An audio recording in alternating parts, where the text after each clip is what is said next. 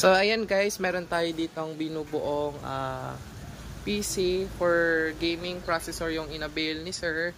So Pentium, then ang available natin ay Pentium at Core i5 sa mga mahilig mag-games dyan. So na ito yung ating PC.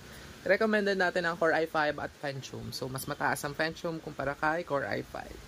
So Core i3 pwede na din maglaro sa Core i3 pero hindi ganun kataas yung pwede nating i-download or mga lalaroin. So pag Pentium talaga ang the best na pwede nating gamitin for gaming.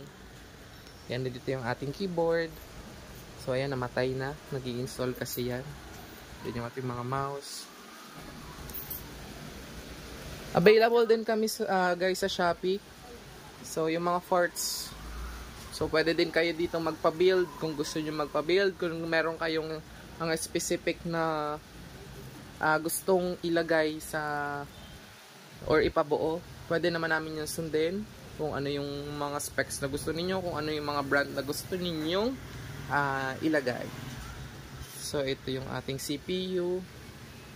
Yan yung kanyang ilaw-ilaw.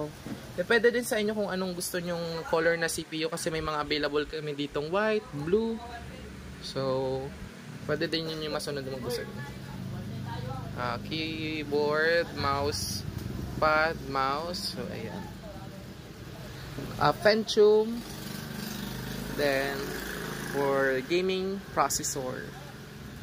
So, ayan guys.